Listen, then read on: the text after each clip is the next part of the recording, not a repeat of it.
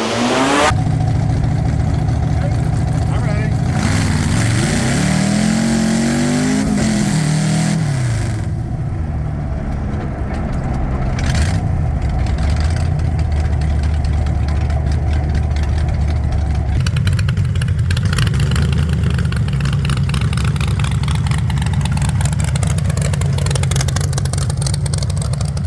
Hey everybody, it's Eric with Muscle Cars with Eric coming at you, and I have my good buddy Ron here, who's now a member of the Amsoil tribe, by the way. But anyhow, we're standing here, and this would be an episode of What's in Your Garage, but we decided to meet kind of halfway for us at a place called South Mountain Preserve, and we're looking at beautiful South Mountain, and it's gorgeous day out here. But behind us, we have a VW Squareback called Too Cool. And Ron, I got to tell you, man, thank you so very, very much for having us out here today. And thank you for having me. Oh man, dude, it's a pleasure. I've known you for matter of fact, you were at one of our car shows, at one of the Hooters car shows, weren't you? Yes, sir. Did you won an award too, right? Yes, sir. All right, right on. Anyhow, so you have this really bad to the bone you call it a Squareback? Is that what it's called? Yes. 71 Squareback. Okay, so that's what this is here, 71 Squareback. Now, tell us about this car. I mean, I know the car has been in process for a while. You've had the car operational for how many years now? Almost 6 years now. Almost 6 years now? Okay, cool. So tell us what inspired, look at the size of these tires, man. Is there enough rubber on the road left to make more tires? Dude, that's crazy. What size are those tires? The tires are Mickey Thompson Sportsmans. They are 29 inches tall, 18 inches wide. Oh my word. And it's on a 15 inch by 15 inch rim. Wow, that's cool. Let's take a look at that. That is really, really cool. Oh my word. All right, so didn't mean to get distracted there, folks, but tell us about this car. I mean, I love the paint. The paint job is just exceptional. We have a little helicopter going overhead. All right, so my camera seems to have a mind of its own today, but that's okay. We're talking about the paint, and I love this paint. It's metal flake in there, but then you have some really cool stuff. But what color is this paint here? So the paint is actually called Magic Red. It is a General Motors factory color. I think it came on the 2016 CTSs. Okay. There was a couple of the SUVs, I believe, that have this color on it. But yeah, it is a factory General Motors color. Now, I like this here. It looks like you have this kind of, is this like supposed to be a mural or something like that? It looks like a sunset? It's sun rays that start here. Okay. These rays continue back there. Well, let's take a look here. So they start here. I see that. Look at this, the sun rays. And they go right back here. This is so neat. And now, this looks like a map of sorts, but what is this depicting here? It's crazy cool looking. What this is an old school idea from late 60s, early 70s. Okay. This is what they call a marbleizing, is the paint that's used. Okay. The technique that is on this that you see to give it this appearance is cellophane. No kidding. You put the paint on the car, you stick cellophane to it, and you pull the cellophane back off. And it leaves this kind of pattern. This just abstract, random pattern. Wow. Because when you're flying overhead in a jet, it kind of that's what it looks like. Yeah. It looks like a topical. This is so cool. Oh, look at this. Too cool. All right, so we're coming up here to the part where the Too Cool part is going to be actually employed. So let's look at this. Now, you talked about this. What do you want to share about this car? So also on this Too Cool, that is actually real gold leaf. It is not vinyl. Oh, wow. It's, again, old school paint job, old school ways. It's all hand pinstriped, and that is real gold leaf. My son actually drew that up, and he was also the one who named the car Too Cool. That is really neat. Now, your son also has a really cool custom VW, but yeah, look at this. Good Guys Award winner, and I am not surprised about that. So Looks like an insect likes your car too. You're right. Passenger. We are, yeah, passenger. We are in the middle of the desert, that's for sure. Now, look at this attention to detail with this. What's up with the webs? Why Random. Okay, cool. I like that. So now we are here with the reason for the Too Cool. So we have one engine and a second engine. So tell us about this, Ron. I mean, this is an incredible engineering feat. Tell us all about this particular car right here. So in the beginning of it, this car is set up as what they call a Gasser style car, meaning that it has a straight axle in the front. Typically in your Gassers, the front end sits higher than the back. Okay, let's take a look here. Let's back up a little bit. Yeah, you can see that. And the original build on this car was going to be a 454 Chevy big block, which again would have been very cool. Yep. Would have been a typical Gasser too, right? Yes, would have been a typical Gasser. But me and my son had gotten together and we were talking and we're like, okay, we're not doing anything that's innovative on this build. We're just putting a big block in a small car. Right. Would have been very cool build. You know, either way I would have liked it. But he came up with the idea of putting one of the air-cooled engines in the front. Once I did a little homework, realizing that it could work, my take on it was, well, let's put two up there and lock them together as one engine. So now how are they locked together? What's that process? Underneath this cover right here, okay, there is a aluminum disc that bolts to the flywheel of the front motor. Okay. And it bolts to a custom-made plate on the back motor. Okay. So the motors turn identically the same. There's no slippage, there's no give. And now you have these intakes here. Now, what is that? I can't see that from the camera. What is that? What's the intake called? So this brand right here is called EMPI. Okay. It's the same thing that's on the valve covers. It's an EMPI brand carburetor, but these carburetors are mimicked after the Weber carburetors, the infamous Weber carburetors. Sure. Okay. Gotcha. Yep, if you took a Weber and set it next to these, they look identically the same. Okay. I think the patent ran out or the rights ran out on the Weber and EMPI picked it up. It's a good design, they work well.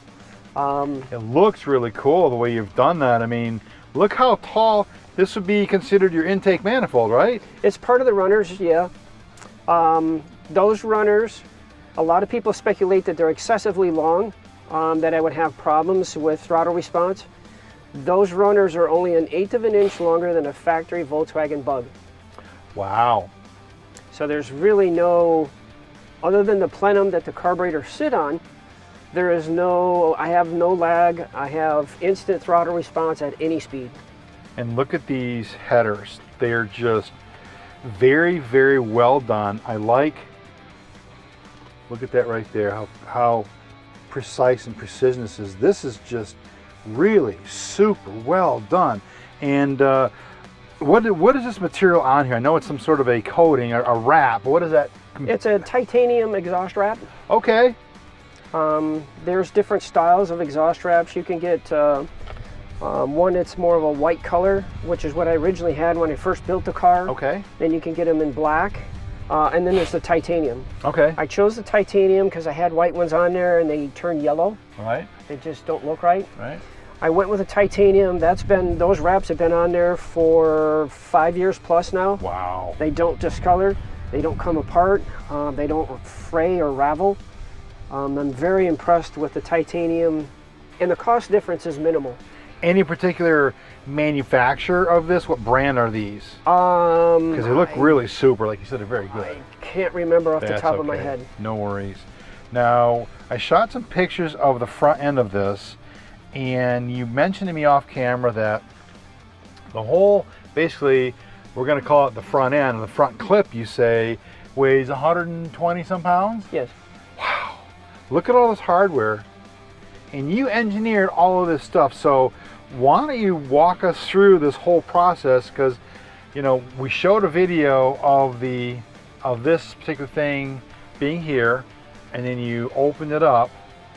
So talk to us about like how this whole thing came to being.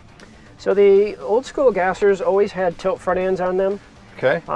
They would, it's one of a couple things that just made it easier to work on the engine, and it made the car completely different than what you would normally see on the street. That was another reason why I did the tilt front end also on this car. A lot of the old school Gassers would use fiberglass front ends to lighten the car. Okay. This front end on this car is actually all steel. It's all steel. The fenders are steel. The hood's steel. The front bib is steel. We're going to walk around here a little bit. But I wanted to, on this front end, I wanted to make sure that the one of my pet peeves and challenges to myself was that when the front end is closed, you cannot see or tell that it is a tilt front end. All the body lines match up. All the gapping between the fenders and the doors, between the hood and the cowl, is all factory gapping, the way the car came from the factory. And off camera, you talked about what helps that is you engineered this particular mechanism here, yes, to allow that to take place. So tell us about this mechanism, and feel free to get in there and point stuff out, and let's hear what they have to say. The front what end, you have to say. This is the frame rail itself, stationary. The front end actually slides right here, so it slides about almost 2 inches. This slides inside of here when the front end closes. This is a piece that I made for when I'm closing the front end to keep it in position. And then you have a little L down there, right? A little slot. Yep. Okay. So how does that work? As the front end starts to close, this piece right here comes up and hits this little tab. Okay. And it takes this whole thing and it lifts it up, and then it allows the front end to slide back. So, wow. Man. Dang, you're a genius. Just a guy with a car that got some ideas and crazy ideas. Now, also earlier you mentioned that this is offset a little bit. The steering column is offset just a little bit because it has to go around his engine. Talk about this steering mechanism here. So when I did the steering on this car, I wanted to try to keep it as close to original as possible. The column is only pushed over, I think, 1/4 of an inch from factory. Okay. And when I did the exhaust and the steering column kind of at the same time, I ran the steering column first, and then once I had it in position, then I made the exhaust to go around it on this side, and the other side mirrors this side. That's very cool. I figured if I did the difficult side first, the easy side would be piece of cake. Right. And you said you also did this entire firewall here. Correct. The entire firewall from this lip right here all the way down. I hand fabricated everything. And even this side piece right here is, yep, all of this from this point forward, I made all of this all the way down. These are the latches that hold the hood shut when the hood slides back. Okay. These latches are from a 29 Ford car. It's what they call a bear claw latch. Okay. Wow. That's incredible. So, you know, I suppose people want to see this thing close. You want to go ahead and close it? Sure. Are we able to do that? Sure, oh, absolutely. So the dampeners that are on there, which let's give a... Yep, let's see. So these are the dampeners right here. Okay. There's one here, there's one over there. Okay. The dampeners are primarily for the opening aspect. Okay. But they do help once I set the, and you'll see once I set the front end down, how it gently sets the front end down so it doesn't slam onto the car. And before we close it though, yeah, your oil filters are right there. Yes. That's crazy. So why'd you put them there? I put them there to get them out of the cleanliness of the engine compartment. Okay. And it gets them so that they were, again, out of the way. Okay. That was the biggest thing. Form can follow function, and you can have sometimes the looks that you want in the engineering aspect if you just sit and look at it long enough and study it. Right. I just didn't want them just stuck somewhere onto the frame rail. Okay. So this one on this side that you see, this oil cooler, this oil filter, goes to the rear motor, and the one on the other side goes to the rear motor, or to the front motor. Wow. That is really cool, man. And you're running AMSOIL in that, aren't you? Yes, I am. Wow, that's so cool. All right, let's go ahead and close this up. Okay. This is neat. And no wires. Very few wires are exposed. Wait a minute. I don't see any wires. Where are the wires? Where's your temperature switches, your oil fuel switch, pressure switch? This main line right here that you see. Okay. All the wires are inside of this. Wow. It branches off right here where my finger is. This goes around to oil temperature sending unit for the back motor. Then it goes over to the fan. Okay. Everything else is all inside of here. Okay. It comes down, same thing again for this one. I see that. Yeah, that's cool.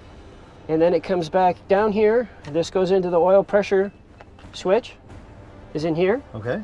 This runs down to the horns. Okay. And then it goes down and it makes this little bend right here.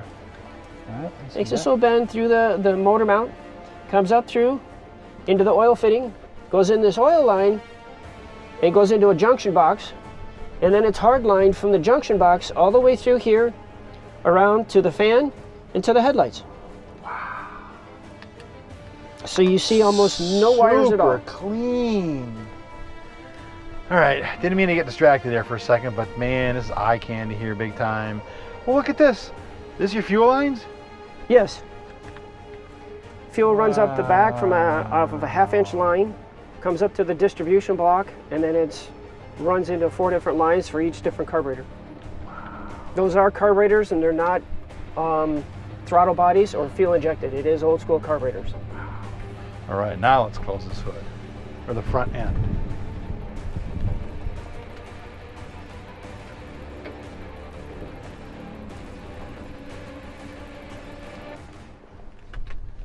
We're going to try to catch as much of this as we can. And I guess when you're lifting this up, there's a lot of pressure against you from those struts, right? Yes, on the closing aspect there is. Okay.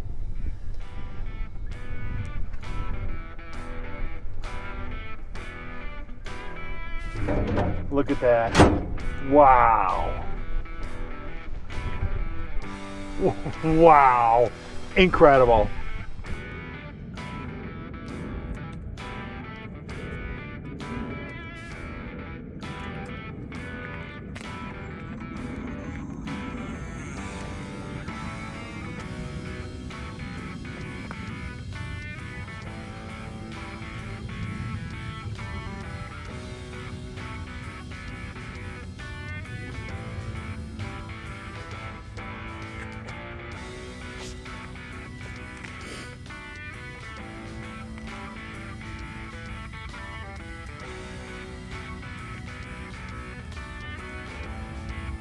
All right, so Ron gave us a really thorough description of the engine and the mechanism on the hood. Let's take a look at the front end of this, because Ron, you were talking about the front end of this and how it is. I mean, first of all, talk about these lights and the lenses, and then we'll just kind of like go over everything, because this is really cool. I like that. Yeah, these eyebrows have been around for a long time. Again, a late throwback from the late 60s, early 70s. It's kind of cool thing to have the little eyebrow, kind of give you that sleepy look. Yeah. The headlights themselves are actually a newer style design. Okay. Those are LED, right? Yes. Okay. Turn signal actually sits down in here now. Oh, I see that. Okay. The red cover is something I put on. Again, a throwback to the Gasser days. A lot of the guys would use blue, green, depending on what color the car was, or depending on what color the tint was in the car. I have red window tint, so I went with the red headlights. That's cool. That's very, very specific. I like that. Yes. Now, what's with this? It's so not that really is a what bumper. It's like it's like a bumper, but it's not. In the Volkswagen world, they called them Nerf bars. okay. It was just a little T-handle thing that stuck out, because a lot of the Volkswagen bumpers are just ugly. Yes. This one had even uglier bumpers on it from the factory. Really? So they didn't make, they don't make Nerf bars for this car, so I made those. Okay. The front and rears I made. Nice. Now, talk to us about the grill here. You had some really cool information about it off camera, so share with our readers a little bit about that grill. What's up with the grill? I like it. So the grill itself, this particular panel used to be all solid metal. Okay. Because there was no reason for it to be vented. Right. Because the engine on these cars are normally in the back. Right. So I needed to create a way of getting air without making something look out of place or hideous. Okay. When I made this grill, I actually took 1/8" plywood and I stacked them together, just like you see here now. Got my spacing, got the distance, and then I shaped them with my grinder, with a sanding pad, to get the same contour as the car. Okay. So I use those now for templates on the aluminum. Okay. So I took the templates, the wooden templates, laid them on the aluminum, cut out the aluminum, and then restack it back together, and then painted it all, then sanded the whole front edge so it gives you that nice kind of machine look. It looks like it's factory. Yeah, I was trying to capture the contour of the car. Job. And the only way I could have done that is just, make it so that the wood sticks out maybe 1/2 inch, and then sit there with a sander and sanded it all off and got it to what you see today. It's beautiful. So now, I know when we were talking about the engine, we never once talked about displacement, horsepower, torque, and off camera you said, hey, you forgot to ask me about the horsepower. So forgive me, I was just, dude, you were just looking at the jewelry. It was crazy. Looking at the jewelry. What kind of horsepower and how, I mean, yeah, what kind of horsepower do these they push in here? So at the rear wheels, it's about 350 horse and about 440, maybe 460 torque at the rear wheels. Each engine is a 2332cc motor. So it works out to where it's almost a 4.8 liter. Wow, that's pretty crazy cool. The carburetors are 48 millimeters. They're called IDAs, but they are 48 millimeter bore inside of them. Okay. Each carburetor is about 450 CFM. Wow. So if you take all those carburetors and put them together, it's 1,800 CFM of carburation sitting up there. That's nuts. I saw the fuel lines are not small. Yeah. Yeah. It goes through a Kennedy double disc stage 2. I think it's a 3,200 pound pressure plate. So it's a double disc. It runs into, from there it goes into a Tremec 5-speed, or it's the TK05. Goes through that, and then it runs back into the rear end as a Ford 9-inch. It has the Detroit locker in it. It has 411 gears. It's got the 31 spline axle shafts in it. I narrowed the rear end and did all the welding and fabrication on the rear end at my house. How long did it take you from start to finish to build this? From the time me and my son carried this body into my garage, to what you see today is 1.5 years. That's it? That's it. Wow. Did you have a life outside of working in this? I did. I was actually working a 40-hour-a-week job for the first year. Wow. And then Mike, you know what, I'm tired of working, so I dedicated a lot more time to the car. Good for you. That's very, very cool. And this car is absolutely worth every nickel's worth of time you put into it, because you've won awards, and it's a beautiful car to check out. I guess the next thing we have to do is kind of like see this car in action. Is that right? Possibly, yeah. Yeah. Sounds cool, man. I have the key. All right. He has the key. He says, all right, stay tuned. We'll run down. So we have your basic gauges. All these gauges are old school design. Everything on this car, the only thing that's electronic on this car is the tachometer. Okay. And the ignitions now have coil packs instead of old school.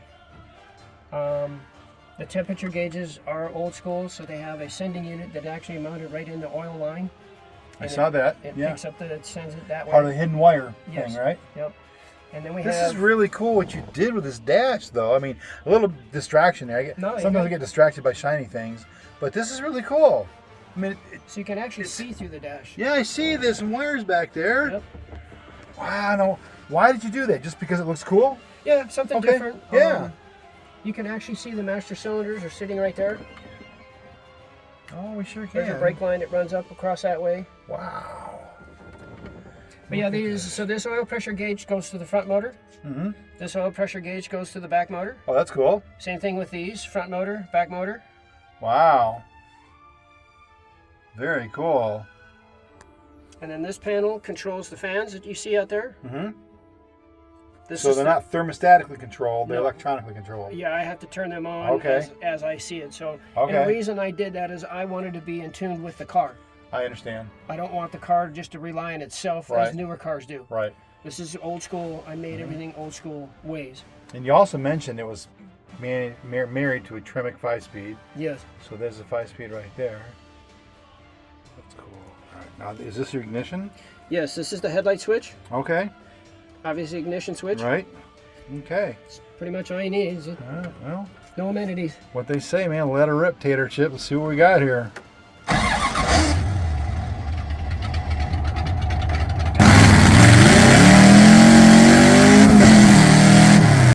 Hey guys, thanks for watching that last video. I hand selected a couple videos for you to watch right now. Click here.